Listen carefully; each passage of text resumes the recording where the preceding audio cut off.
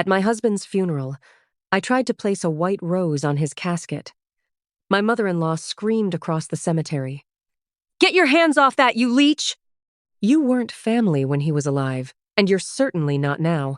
Go sit in the car where the help belongs." Everyone stared as she slapped the rose out of my hand. I whispered just loud enough for her to hear, "Be careful what you wish for." Then I turned and walked to a waiting black sedan, leaving her with a smile she would never forget. "Hi, I'm Cassidy, and I'm 32 years old. I grew up in foster care. No family photos, no birthday parties, just a rotating door of homes where I never quite belonged. I spent my 20s working 3 jobs to put myself through school, and now I'm a librarian, not a CEO, not a socialite, just someone who loves books and quiet spaces. I married David 3 years ago, and he was the only person who ever truly saw me. He didn't care that I grew up with nothing. He didn't care that I wore thrifted clothes or that I'd never been to Europe. He loved me for me. But his family? They saw a girl with no pedigree who was clearly after his moderate salary. For 3 years, I endured their charity. They'd buy me clothes I didn't want and tell me I looked presentable for once. They'd introduce me at parties as David's wife in a tone that made it sound like an apology. They thought I was a mouse, waiting for crumbs from their table. They didn't realize David and I had a life they knew nothing about. If your family ever made you feel like you weren't enough or that you didn't belong at the table, subscribe to this community. Drop your story below. You're not alone. I'm reading every single one. Let's go. Click hype if you're ready for the truth. David passed away suddenly from a heart condition. One moment he was laughing at dinner, and the next he was gone. The grief was suffocating, but the family didn't give me a moment to breathe. 2 days after the funeral, Brenda and her daughter Sarah showed up at the house with a locksmith. I opened the door, still in my pajamas, and Brenda didn't even bother with a greeting. "We're reclaiming David's assets. You can pack a suitcase, but the furniture and the deeds stay with the real bloodline." I stood there, frozen, as they walked past me like I didn't exist. They literally threw my thrifted books into the driveway while neighbors watched from their porches. Sarah laughed as a box of my journals landed in a puddle. Brenda sneered at me from the porch. "David told us he was leaving it all to his favorite nephew. You're just a footnote, Cassidy." The family froze the joint accounts the next day, claiming David's signatures were coerced. I had to borrow gas money from a neighbor just to get to work. My cards were declined at the grocery store, and I survived on ramen and whatever I could find in the back of the pantry. Then Brenda organized a memorial dinner without inviting me. I found out because someone tagged me in a Facebook live stream.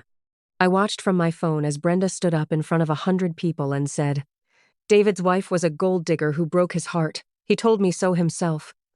The comments flooded in. People I'd met once at holidays were calling me a vulture. A week later, Sarah called me.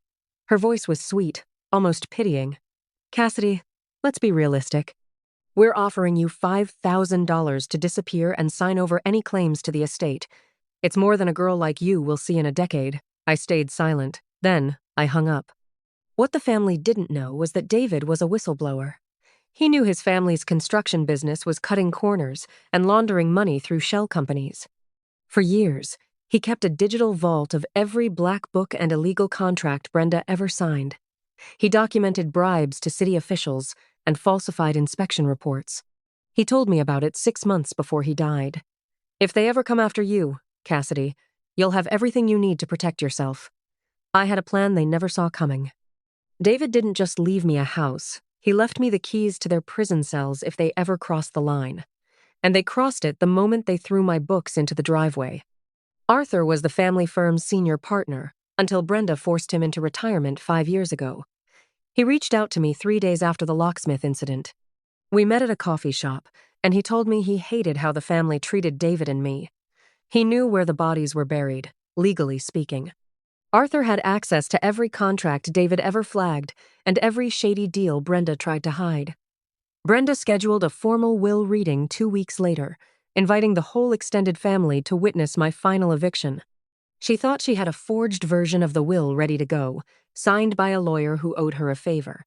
I arrived at the lawyer's office in a cheap dress, looking defeated.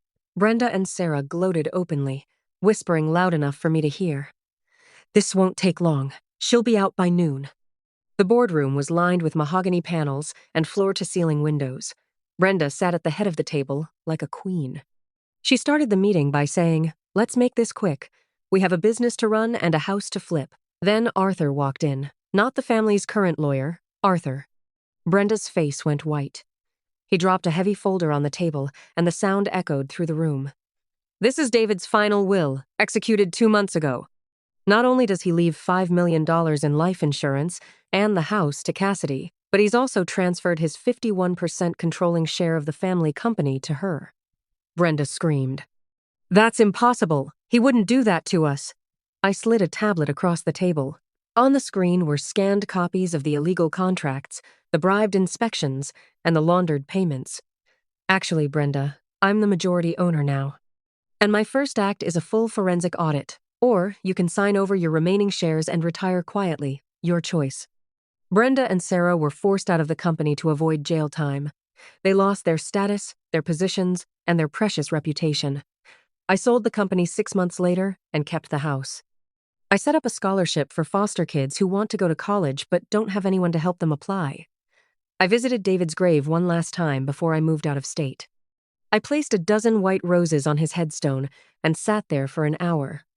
They spent so much time looking down at me that they never noticed I was the one holding the ladder.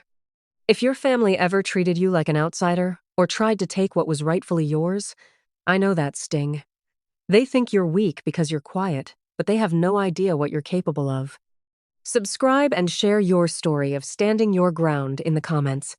Let's show them we're not going anywhere. Click hype to help this story reach others who need it. Thank you for being here and for listening.